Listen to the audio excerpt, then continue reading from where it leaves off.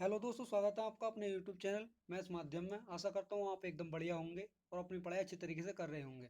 दोस्तों, आज मैं आपके लिए लेकर के आया हूँ पंचवर्षीय योजनाएं। ये तो आपको पता ही होगा कि इस टॉपिक से हर एग्जाम्स में 2 से 3 क्वेश्चन पूछे जाते हैं और ये टॉपिक कितना महत्वपूर्ण इस समय बन चुका है। किसी में पूछ लेता है कि कौन सी पंचवर्षीय योजना किस वर्ष हुई थी, और किसी में पूछ लेता है उसकी ग्रोथ रेट क्या थी, किसी में पूछ लेता है कि उसका उद्देश्य क्या था, या किसी एग्जाम्स में ये क्वेश्चन पूछ लेता है कि यह किस मॉडल पर आधारित थी। तो आज हम उन्हीं सभी टॉपिक्स को कवर करेंगे और इसमें थ्योरी और फैक्ट बेस इसको करेंगे हम। और आप से वादा करता हूँ कि आपने अगर ये क्लास पूरी देख ली तो आप कोई भी क्वेश्चन छोड़ नहीं पाएंगे, चाहे वो किसी भी एग्जाम्स में आया हो। तो आप इस क्लास को, जरूरी नहीं कि जो मैंने जो लिखा है कि इन्हीं क्लास के लिए बेनिफिशियल रहेगी, आप जिस भी एग्जाम्स में जीएस पूछी जाती है उसके लिए क्लास को ले सकते हैं। तो बिना किसी देरी के हम करते हैं अपनी क्लास को स्टार्ट। हम इसमें थोड़ा जो इसकी पुरानी हिस्ट्री है, योजना कहाँ से बननी शुरू हुई भारत में, वो देख लेते हैं हम। भारत में योजना 1929 में जो है यूएसएसआर, जो वर्तमान में हमारा रूस है, उसमें जो है पंचवर्षीय योजना की शुरुआत किसने की थी? ये स्टालिन ने पंचवर्षीय योजनाओं की शुरुआत की थी। ठीक है। और भारत में जो है 1933 में एम विश्वेश्वरैया ने भारत में योजना की शुरुआत की थी। और एम विश्वेश्वरैया को जो है भारत में योजना आयोग के जनक के रूप में जाना जाता है। एम विश्वेश्वरैया की बुक है जो एग्जाम्स में पूछी जाती है, ये प्लान्ड इकोनॉमी इंडिया, ये इनकी बुक थी और ये काफ़ी एग्जाम्स में पूछी जा चुकी है। तो इसको आप नोट कर लेना। आगे देखते हैं हम योजना समिति। यह कब योजना समिति की शुरुआत हुई थी भारत में, कब से शुरू हुई थी?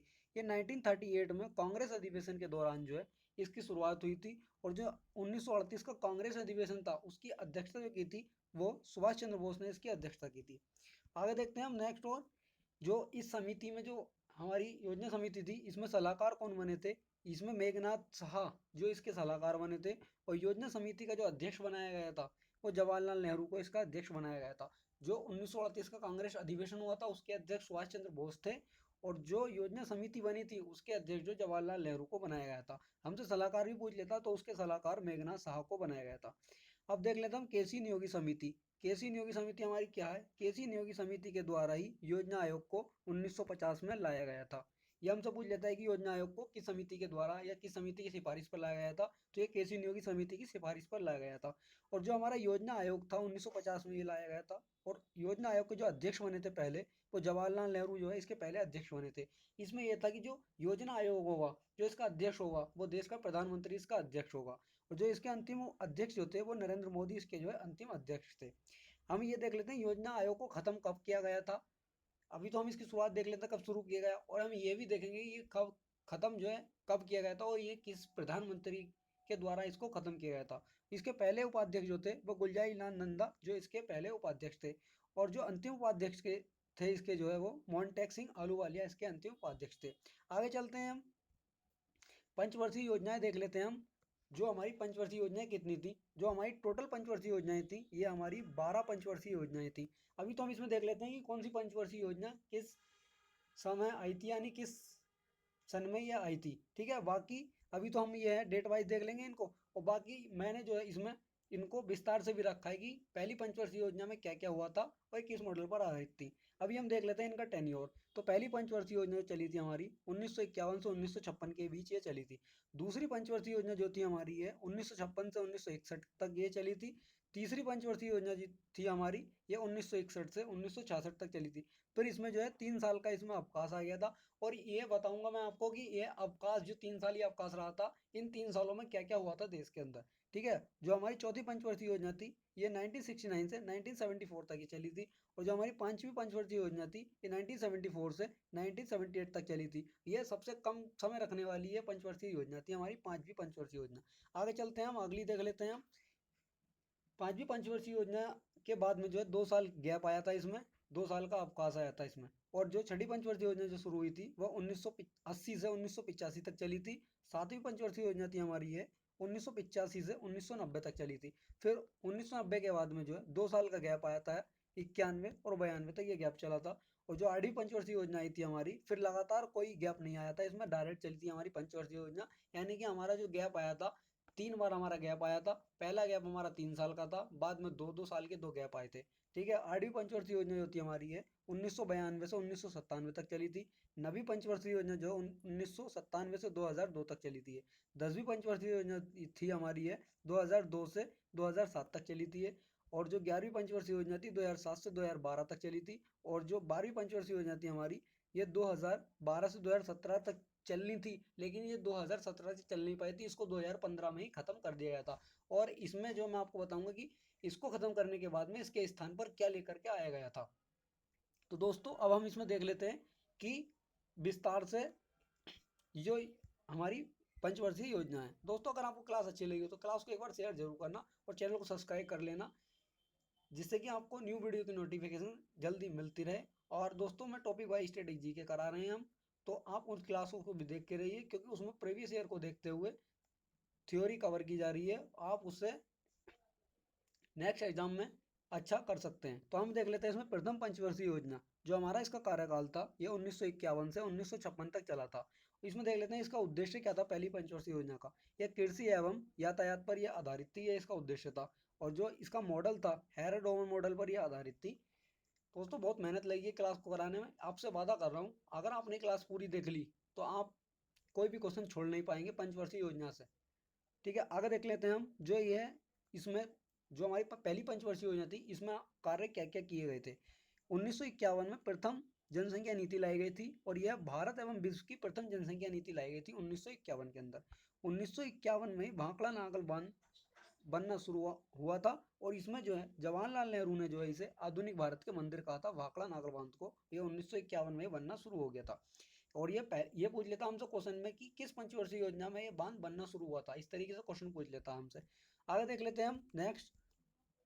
और 1951 में ही सिकंदरी उर्वरक कारखाना बनाया गया था और ये कहाँ बनाया था, झारखंड के अंदर ये बनाया गया था। और 1951 में बंगाल के अंदर चितरंजन लोकोमोटिव वर्क्स की स्थापना की गई थी। और जो पहली पंचवर्षीय योजना थी इसकी जो टारगेट ग्रोथ रखी गई थी ये 3.6% जो इसकी टारगेट ग्रोथ रखी गई थी।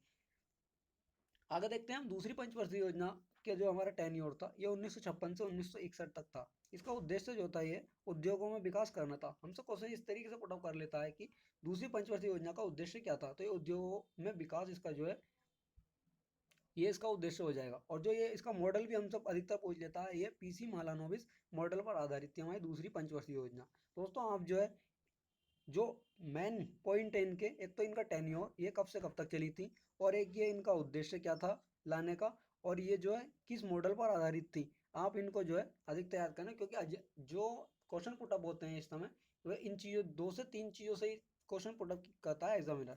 हम देख लेते हैं पीसी मालानोबिस को जो है सांख्यिकी जनक के रूप में जाना जाता है। आगे देखते हैं हम। और सांख्यिकी दिवस जो है यानी स्टैटिक्स डे यह 29 जून को मनाया जाता है। और दूसरी पंचवर्षीय योजना जो उद्योगों के विकास के लिए ये लाई गई थी। और जो इसमें हमारे लोह इस्पात कारखाने की स्थापना की गई थी। 3 लोह इस्पात कारखाने इसमें जो है दूसरी पंचवर्षीय योजना में बने थे। पहला बना था हमारा भिलाई, ये कहाँ बना था, झारखंड के अंदर ये बना था। और ये यूएसएसआर जो वर्तमान में रूस है उसकी सहायता से बना था। दोस्तों इसमें मैं आपको बताऊंगा कि यूएसएसआर का जो विखंडन वर्तमान रूस है यह वर्तमान रूस कैसे बना था, इसको भी मैं इस वीडियो में आपको बताऊंगा। और दूसरा जो बना था हमारा दुर्गापुर बना था। ये दुर्गापुर कहाँ बना था, पश्चिम बंगाल के अंदर बना था और ये ब्रिटेन की सहायता से बना था। तीसरा बना था हमारा राउरकेला, ये उड़ीसा के अंदर बना था और ये जर्मनी की सहायता से बना था। और दोस्तों आप इनको याद कर लें क्योंकि ये एग्जाम्स में पूछे जाते हैं कि किसकी सहायता से बने थे और ये कहाँ पर हैं और इनका नाम क्या था कारखानों का। इस योजना में ही मिश्रित अर्थव्यवस्था को अपनाया गया था। दूसरी पंचवर्षीय योजना में मिश्रित अर्थव्यवस्था को अपनाया गया था। आगे चलते हैं दोस्तों। मैंने इस क्लास में जो है जो इंपॉर्टेंट फैक्ट हैं उन्हीं को रखा है। मैंने ये नहीं कि फालतू का सब इसमें भर दिया, ऐसा कुछ नहीं है। जो इंपॉर्टेंट फैक्ट है मैं वो ही लेकर के आया हूँ और जो एग्जाम्स में पूछे जा चुके हैं मैंने प्रीवियस ईयर का एनालिसिस करने के बाद ही इस क्लास को लेकर के आया हूँ। तीसरी पंचवर्षीय योजना देख लेते हैं हम। इसका टेन्योर था 1961 से यह 1966 तक चली थी। और जो इसका उद्देश्य था हमारी तीसरी पंचवर्षीय योजना का, यह कृषि और उद्योग पर यह आधारित थी। और जो इसका मॉडल था इसको जो है मॉडल सुखमय चक्रवर्ती या विलियम सैंडी मॉडल भी इसको कहा जाता है।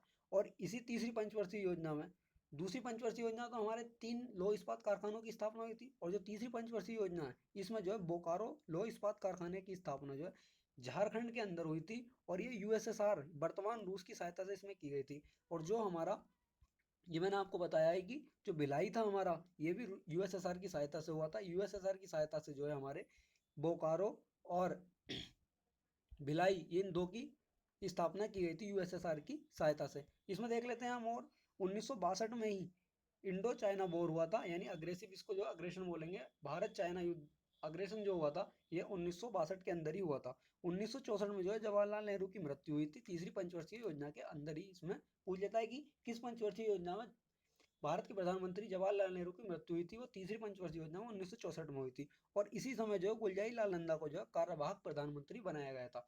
इसमें हमसे पूछ लेता है कि वह कौन व्यक्ति हैं जो सबसे ज्यादा बार कार्यवाहक प्रधानमंत्री के पद पर रहे। तो हमारा इसका आंसर हो जाएगा गुलजारी लाल नंदा को 2 बार कार्यवाहक प्रधानमंत्री के रूप में बनाया गया था। आगे चलते हैं हम, इसमें वो देख लेते हैं जो सेकंड प्रधानमंत्री बने थे वो पंडित लाल, वो दूसरे प्रधानमंत्री हमारे बने थे लाल बहादुर शास्त्री जी। ठीक है, और इसी तीसरी पंचवर्षीय योजना में ही मानसून कमजोर पड़ गया था। इसी समय पर जो मानसून कमजोर पड़ गया था, ये भी क्वेश्चन हमसे पूछा जाता है। और 1965 में जो है भारत पाकिस्तान युद्ध हो गया था। 1966 में जो है ताशकंद समझौता हुआ था। और आगे देखते हैं हम, लाल बहादुर शास्त्री जी की मृत्यु, गुलजारी लाल नंदा को जो कार्यवाहक प्रधानमंत्री बनाया गया था। गुलजारी लाल नंदा को जो 2 बार कार्यवाहक प्रधानमंत्री बनाया गया था। और तीसरी पंचवर्षीय योजना में ही भारत के दोनों प्रधानमंत्रियों की मृत्यु हो गई थी। और 1966 में ही इंदिरा गांधी को जो है प्रधानमंत्री बनाया गया था, यानी इंदिरा गांधी जो प्रधानमंत्री बनी थी। और 1962 में भारतीय रुपए का जो है पहली बार अवमूल्यन किया गया था, 1962 के अंदर। दोस्तों यहाँ से क्वेश्चन पूछ लेता है कि भारतीय रुपए का पहली बार अवमूल्यन कब किया गया था, तो हमारा यहाँ इसका आंसर हो जाएगा ये 1962 में पहली बार अवमूल्यन किया गया था। और 1966 में जो है भयंकर सूखा पड़ा था। ये तीसरी पंचवर्षीय योजना के अंदर ही ये सब काम हो रहे हैं।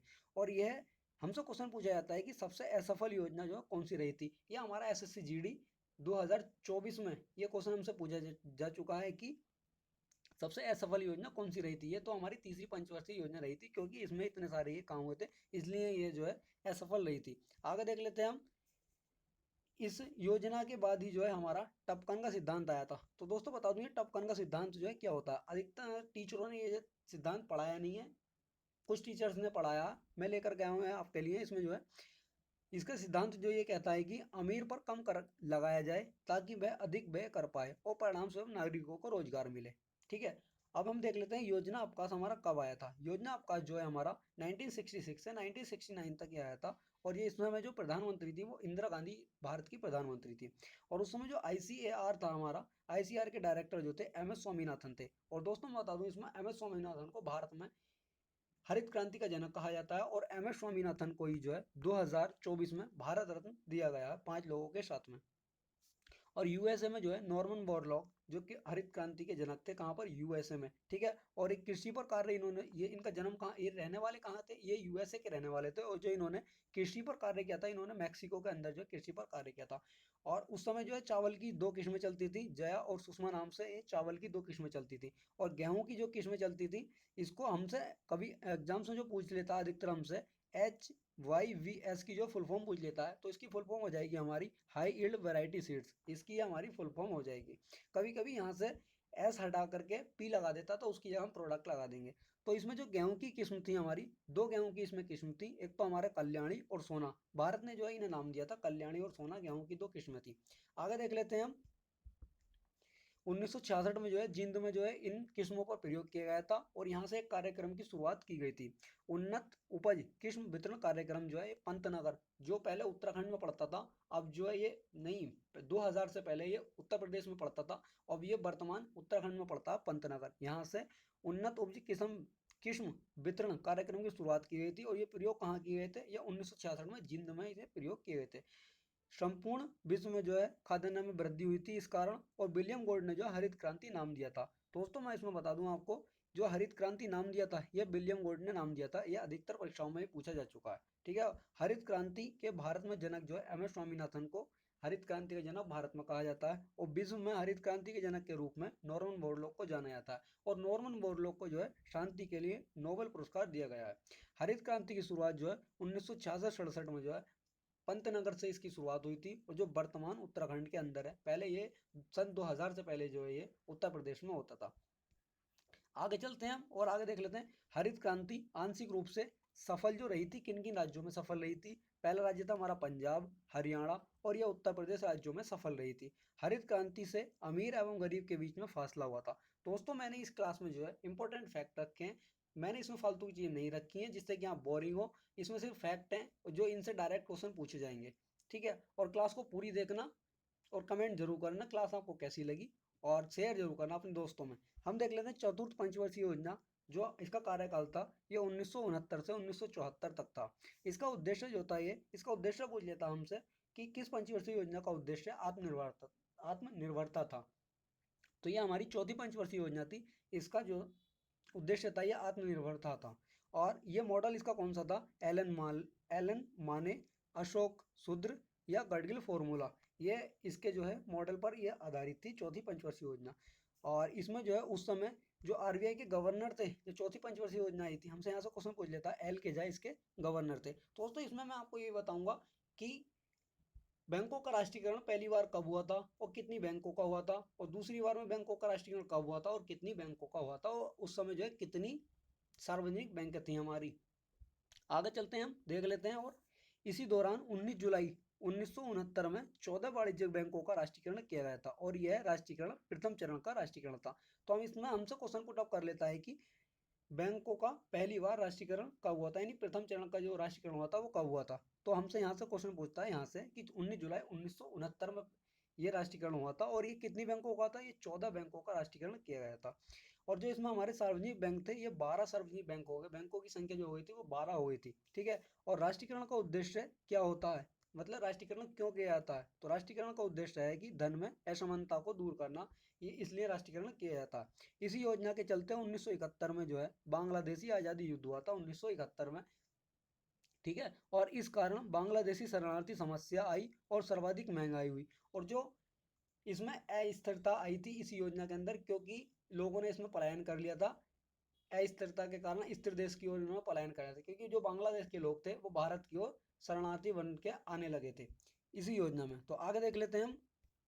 हमारी पांचवी पंचवर्षीय योजना जो थी इसका टेन्योर था हमारा 1974 से 1978। ये कब सबसे कम समय चलने वाली, बाकी योजना जो हमारी 5 साल चली थी, लेकिन ये हमारी 4 वर्षीय योजना हमारी चली थी। इसका उद्देश्य हमारा क्या था, इसका उद्देश्य था हमारा गरीबी का उन्मूलन। हमसे क्वेश्चन यहाँ से पुट अप कर लेता है किस पंचवर्षीय योजना का उद्देश्य गरीबी का उन्मूलन था, यानी गरीबी को दूर करना था। तो यह हमारी पांचवी पंचवर्षीय योजना थी। और जो इसका हमारा मॉडल था, इसका मॉडल अधिकतर पूछ लेता है, डीपी धर मॉडल पर यह हमारी आधारित थी। 1974 में ही गरीबी हटाओ कार्यक्रम शुरू किया था। यहाँ से क्वेश्चन पूछ लेता है, आप इसको नोट कर लेना कि गरीबी हटाओ कार्यक्रम किस वर्ष शुरू किया था। ये तो ये 1974 में पांचवी पंचवर्षीय योजना के अंतर्गत इसको शुरू किया था। इसी योजना के दौरान क्षेत्रीय ग्रामीण बैंक आरआरबी का गठन किया गया था। और जो पहली ब्रांच इसकी खुली थी, जिसकी पहली ब्रांच 1975 में उत्तर प्रदेश के मुरादाबाद में खोली गई थी। और ये दोस्तों हमारे मुरादाबाद में ही खोली गई थी। और ये बैंक मैंने देखी है कहाँ पर ये खोली गई थी, मतलब छोटी सी बैंक थी, ज़्यादा बड़ी बैंक नहीं है ये, उस समय जो खोली गई थी। अब भी इसका स्ट्रक्चर है वहाँ पर। तो आगे देख लेते हैं हम। और क्षेत्रीय ग्रामीण बैंकों में 50% हिस्सेदारी केंद्र की ओर, जो हमारे क्षेत्रीय ग्रामीण बैंक होते हैं इनमें 50% हिस्सेदारी केंद्र की होती है, और 15% हिस्सेदारी राज्य की होती है, और जो 35% हिस्सेदारी होती है वो स्पॉन्सर बैंक की होती है। कौन बैंक जो है इसको स्पॉन्सर कर रहा है, मतलब जो किस बैंक के अंतर्गत ये ग्रामीण बैंक आ रहे हैं। जैसे प्रथमा में ग्रामीण बैंक हो गया, एसबीआई की शाखाएं हो गई, आईसीआईसीआई बैंक की शाखाएं हो गई, एचडीएफसी की शाखाएं हो गई। तो ये 35% जो हिस्सा होता है जो बैंक इनको चला रही होती है उनका होता है। आगे देख लेते हैं हम। 1975 में ही 20 सूत्री कार्यक्रम शुरू किया गया, और ये ज़्यादा इम्पोर्टेंट नहीं है। और इसी समय इलाहाबाद हाई कोर्ट में, ये इम्पोर्टेंट है, इलाहाबाद हाई कोर्ट में राजनारायण ने जो है इंदिरा गांधी के खिलाफ जो है, यह यहाँ हम रीट नहीं होगा, ये याचिका डाली थी, क्योंकि ये चुनाव में यहाँ पर इनको लगा था कि हेर फेर हुआ है। तो उसके बाद ही जो है बाद में इलाहाबाद हाई कोर्ट द्वारा चुनाव रद्द कर दिया गया था। 1977 में जो है जनसंख्या नियंत्रण कार्यक्रम शुरू किया था। यहाँ से क्वेश्चन पूछ लेता है कि जनसंख्या नियंत्रण कार्यक्रम जो है कब शुरू किया गया था। यहाँ से हमारा क्वेश्चन पूछ लेता है जनसंख्या नियंत्रण कार्यक्रम कब शुरू किया था। ये 1977 में शुरू किया गया था। 1978 में ही जनता दल के नेता, यानी जनता दल किसके द्वारा बनाया गया था, नानाजी देशमुख के द्वारा इसकी स्थापना की गई थी। और जनता दल के नेता मोरारजी देसाई देश के प्रधानमंत्री बने थे, ये 1978 में प्रधानमंत्री बने थे। और यह सब अब तक के सबसे बुजुर्ग सबसे बुजुर्ग व्यक्ति प्रधानमंत्री बनने वाले थे ये। और 5वीं पंचवर्षीय योजना जो है मात्र 4 साल ये रही थी। और गुरनाई मेडल ने कहा था कि ये हमसे क्वेश्चन पूछ लेता है यहाँ से, ये इनका कथन इनके द्वारा जो कहा गया है कि गुरनाई मेडल ने कहा था विकासशील देशों के लिए पंचवर्षीय योजनाएं सिर्फ एक ढकोसला है। ये इनका कथन अधिकतर एग्जाम्स में पूछ लेता है। 1978-80 के बीच में ही रोलिंग प्लान को लाया गया था। इसमें हमसे पूछ लेता है कि रोलिंग प्लान कब आया था। 1978-80 के बीच में 2 साल का जो गैप था हमारा, ये रोलिंग प्लान को लाया गया था। आगे देख लेते हैं हम, छठी पंचवर्षीय योजना हमारी क्या थी, इसका कार्यकाल हमारा कितना था। छठी पंचवर्षीय योजना का कार्यकाल हमारा 1980 से 1985 के बीच में था। इस समय जो भारत की प्रधानमंत्री थी वो इंदिरा गांधी भारत की प्रधानमंत्री थी। और इसका उद्देश्य हमारा क्या था, आत्मनिर्भर और आत्मशक्ति इसका उद्देश्य था। दोस्तों आप जो इसमें अधिकतर जो याद करने वाली चीज़ें हैं उनको मैं टिक करके चल रहा हूँ, क्या क्या आपको इसमें और देखना है। इंपॉर्टेंट चीज़ तो मैं इसमें सभी लेकर गया हूँ, लेकिन जो ज़्यादा ही इंपॉर्टेंट है तो इनका उद्देश्य और मॉडल और इनका टेन्योर आप अधिकतर याद कर लेना और आप इनको नोट कर लेना। जो इनका मॉडल था हमारी छठी पंचवर्षीय योजना का, ये इम्पोर्ट एक्सपोर्ट ये मॉडल था इसमें। और इसमें अगला देख लेते हैं हम पॉइंट, द्वितीय चरण का राष्ट्रीयकरण जो था, पहला चरण जो हुआ था वो 19 जुलाई 1969 में 14 बैंकों का राष्ट्रीयकरण करके हुआ था। तो उसमें हमारी जो है 12 सार्वजनिक बैंक बनाई गई थी। दूसरा जो हमारा राष्ट्रीयकरण हुआ था ये हमारा छठी पंचवर्षीय योजना के अंतर्गत हुआ था। और इसमें ऐसे बैंक जिनका वार्षिक लेन देन जो है 200 करोड़ से अधिक था, उन बैंकों का जो है, और ये कितनी बैंकें थी हमारी 1980 में किया था, ये हमारी 6 बैंकों का राष्ट्रीयकरण हुआ था। पहले चरण में 14 बैंकों का हुआ था। ठीक है, आगे देख लेते हैं हम, जो है 15 अप्रैल 1980 को 6 बैंकों का राष्ट्रीयकरण किया गया था। पहली चरण में जो किया गया था वो 14 बैंकों का किया गया था। इस तरीके से क्वेश्चन हमसे पुटअप कर लेता है। आगे देख लेते हैं हम, और इसी पंचवर्षीय योजना के अंतर्गत छठी पंचवर्षीय योजना में जो है नाबार्ड की स्थापना की गई थी। नाबार्ड की स्थापना कब की गई थी, 12 जुलाई 1982 में इसकी स्थापना की गई थी। हमसे इसकी स्थापना पूछ लेता है नाबार्ड की, और अधिकतर नाबार्ड की जो है फुल फॉर्म भी पूछी जाती है। तो नाबार्ड की हम फुल फॉर्म देख लेंगे, national bank for agriculture and rural development इसकी फुल फॉर्म हो जाएगी। और जो नाबार्ड का हेड क्वार्टर है वो हमारा कहाँ पर है, ये मुंबई के अंदर जो है नाबार्ड का हेड क्वार्टर है। और जो वर्तमान में हेड है नाबार्ड के, वो केवी साहजी जो है इसके वर्तमान में हेड है नाबार्ड के। ठीक है, 1982 में एग्जिम बैंक की स्थापना की गई थी, और इसके चेयरमैन जो थे के रीड इसके चेयरमैन थे। और जो एग्जिम बैंक की हमारी फुल फॉर्म जो थी हमारी, ये एक्सपोर्ट इंपोर्ट बैंक इसकी फुल फॉर्म थी हमारी। और जो इसके पहले जो चेयरमैन थे वो के रीड इसके जो चेयरमैन थे। इसकी स्थापना 1982 में ही की गई थी। और 1982 में ही इंटीग्रेटेड रूरल डेवलपमेंट प्रोग्राम शुरू किया गया था। यहाँ से दोस्तों ये जो स्लाइड है आपको कर लेना, ये मोस्ट इंपॉर्टेंट स्लाइड है, यानी कि वेरी वेरी इंपॉर्टेंट स्लाइड है, आप इसको जो है नोट कर लेना। और इसी समय सर्वप्रथम ग्रामीण विकास दर पर जो है जोर दिया गया था छठी पंचवर्षीय योजना के अंतर्गत, इसको आप नोट कर लेना। ठीक है, आगे चलते हैं हम और देख लेते हैं आगे। सातवीं पंचवर्षीय योजना का जो हमारा कार्यकाल था, ये 1985 से 1990 के बीच इसका कार्यकाल था। और जो इसका उद्देश्य था, हमारी सातवीं पंचवर्षीय योजना का उद्देश्य रोजी रोटी और उत्पादकता हमारा इसका उद्देश्य था। और 1985 में इंदिरा आवास योजना शुरू की गई थी। हमसे यहाँ से क्वेश्चन पूछ लेता है कि इंदिरा आवास योजना की शुरुआत कब हुई थी, तो ये 1985 में इसकी शुरुआत हुई थी। जो इसका वर्तमान नाम है इस योजना का, वर्तमान में प्रधानमंत्री आवास योजना इसका नाम कर दिया गया है। और ये किस सरकार में किया गया है, ये नरेंद्र मोदी सरकार में इसका जो नाम चेंज किया गया। 1986 में जवाहर रोजगार योजना की शुरुआत की गई थी 1986 में। और जो इसमें जीडीपी ग्रोथ थी हमारी 6% इसमें जीडीपी ग्रोथ रखी गई थी। 1991 में जो है एलपीजी को अपनाया गया था। दोस्तों मैं इसमें बताऊंगा कि एलपीजी क्या है, और ये इस समय जो भारत के प्रधानमंत्री कौन थे और वित्त मंत्री कौन थे, और जिन्होंने देश को, यहाँ पर हमारा देश जो है बहुत खतरे में चलाया गया था, और किसने हमारे देश को इस खतरे से बाहर निकाला था। तो इसमें हम देख लेते हैं, एलपीजी की हमारी फुल फॉर्म है लिबरलाइजेशन, प्राइवेटाइजेशन और ग्लोबलाइजेशन, यानी कि उदारीकरण, निजीकरण और वैश्वीकरण, ये इसकी फुल फॉर्म हो जाएगी। ठीक है, उस समय हमारे देश के जो प्रधानमंत्री थे वो पीवी नरसिम्हा राव हमारे देश के प्रधानमंत्री थे। और पीवी नरसिम्हा राव को जो है भारत की आधुनिक अर्थव्यवस्था का पिता कहा जाता है। और उस समय जो वित्त मंत्री थे हमारे मनमोहन सिंह, देश के ये देश के प्रधानमंत्री भी रहे हैं, और यह वित्त मंत्री भी रहे हैं। यहाँ से हमसे क्वेश्चन पूछ लेता है कि ऐसा कौन सा ये हमारे आरबीआई के गवर्नर भी रहे हैं। तो यहाँ से हमसे क्वेश्चन पूछ लेता है कि ऐसा आरबीआई का कौन सा गवर्नर है जो बाद में देश का प्रधानमंत्री बना। तो हमारा यहाँ से ये मनमोहन सिंह इसका आंसर हो जाएगा। ठीक है, अंतिम योजना अवकाश जो आया था ये 1992 और 92 के बीच में आया था। और क्योंकि इसके बाद में कोई भी अवकाश नहीं आता, फिर हमारी योजना जो वो डायरेक्ट ही चली थी। ठीक है। 1988 में फेरवानी समिति की सिफारिश पर सेबी की स्थापना की गई थी। दोस्तों यहाँ से सेबी, नाबार्ड ये इंपॉर्टेंट है हमारे, इनको आप याद कर लेना और नोट कर लेना। ठीक है, 1988 में। और ये किस समिति की सिफारिश पर आई थी, यहाँ से नोट करना है इसको हम। ये फेरवानी समिति की सिफारिश पर आई, इसकी स्थापना की गई थी सेबी की। सेबी की फुल फॉर्म हमसे पूछ लेता है, security exchange board of India जो है इसकी फुल फॉर्म हो जाएगी। आगे चलते हैं हम। और हिंदी में जो इसको कहा जाता है, भारतीय प्रतिभूति विनिमय बोर्ड इसको हिंदी में कहा जाता है। और जो इसका उद्देश्य क्या था, हमारा सेबी का उद्देश्य है, यह योजना का उद्देश्य नहीं, ये हमारा सेबी का उद्देश्य है, निवेशकों को सुरक्षित रखना, यह इसका उद्देश्य है। यहाँ से क्वेश्चन पूछ लेता है, और यूपी पुलिस में यहाँ से क्वेश्चन पूछा गया है। और इसका जो एक्ट आया था, जो इसकी स्थापना तो हमारी जो है 1988 में इसकी स्थापना हुई थी। 1988 में इसकी हमारी सेबी की स्थापना जो हुई थी 1988 में हुई थी। और जो इसका एक्ट आया था, ये 1992 में इसका एक्ट आया था। और ये एक हमारी वैधानिक या सांविधिक संस्था है। यह संवैधानिक संस्था नहीं है, सांविधिक संस्था है, इस पर ध्यान देना आप। ये वैधानिक या संवैधानिक सांविधिक संस्था है, क्योंकि इसको जो है एक विधेयक के द्वारा विधेयक पारित करके इसको जो है बनाया गया है, यानी कि एक्ट ला करके इसको बनाया गया है, ना कि संविधान में संशोधन करके इसको बनाया गया है। 8वीं पंचवर्षीय योजना देख लेते हैं। ये 1992 से 97 में इसका कार्यकाल रहा है। दोस्तों जहां से क्वेश्चन अधिकतर पूछे जाते हैं उन चीज को मैंने आपको विस्तार से कराया है। और जो आगे की हमारी योजना है वहां से उनका टेन्योर, उनका उद्देश्य क्या क्या रहा था वही पूछा जाता है। वो आगे की इतनी जो विस्तार से बताया जाए इतना नहीं था, वो सिर्फ मैंने इंपॉर्टेंट फैक्ट को रखा। जो 8वीं पंचवर्षीय योजना थी, इसका उद्देश्य था हमारा स्थिरता के साथ विकास और मानव विकास, और यह सबसे सफल योजना रही थी। हमसे यहाँ से क्वेश्चन पूछता है सबसे असफल योजना जो रही थी, हमारी तीसरी पंचवर्षीय योजना सबसे असफल रही थी। और जो सबसे सफल योजना रही थी वो 8वीं पंचवर्षीय योजना सबसे सफल रही थी। आगे देख लेते हैं हम। नवी पंचवर्षीय योजना जो ये 1997 से 2002 के बीच में चली थी। इसका उद्देश्य था सामाजिक न्याय के साथ जो है विकास करना और समान अवसर तथा महिला सशक्तिकरण पर इसमें जो है ध्यान दिया गया था नवी पंचवर्षीय योजना के अंदर। आगे देख लेते हैं हम। इसमें हमारी 10वीं पंचवर्षीय योजना का जो टेन्योर था ये 2002 से 2007 तक यह चली थी हमारी। और इसका उद्देश्य था समावेशी विकास को बढ़ावा देना। ठीक है।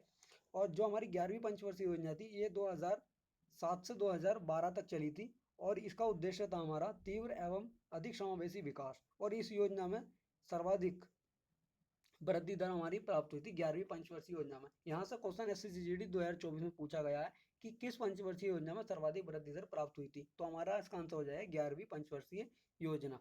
ठीक है। और आगे देख लेते हैं हम 12वीं पंचवर्षीय योजना हमारी क्या कहती है। इसका जो टेन्योर था ये 2012 से 2017 तक था, लेकिन ये 2017 तक नहीं चली थी। जो इसका हमारा उद्देश्य था ये तीव्र, सतत एवं अधिक समावेशी विकास था। यहाँ से भी आपका क्वेश्चन पूछा जा चुका है इसके उद्देश्य को लेकर के। और ये पंचवर्षीय योजना जो थी हमारी ये 2015 में भी समाप्त कर दी गई थी। 2015 में इसको समाप्त करने के बाद में नीति आयोग की स्थापना की गई थी इसके स्थान पर। और नीति आयोग की स्थापना जो है 1 जनवरी 2015 में इसकी स्थापना की गई थी। दोस्तों अगर आपको क्लास अच्छी लगी हो तो क्लास को एक बार शेयर जरूर करना। और आप जिस भी एग्जाम्स में GS पूछी जाती है उस एग्जाम्स के लिए इस क्लास को आप ले सकते हैं। ये तो आपको पता है कि इस टॉपिक से 2 से 3 क्वेश्चन हर एग्जाम्स में पूछे जाते हैं, चाहे वो स्टेट लेवल का हो या सेंट्रल लेवल का एग्जाम्स हो, सभी एग्जाम्स में पूछे जाते हैं। तो एक बार दोस्तों मेहनत के लिए शेयर जरूर करना और कमेंट करके जरूर बताना क्लास आपको कैसी लगी। इसी के साथ मिलते हैं नई वीडियो के साथ। जय हिंद, जय भारत।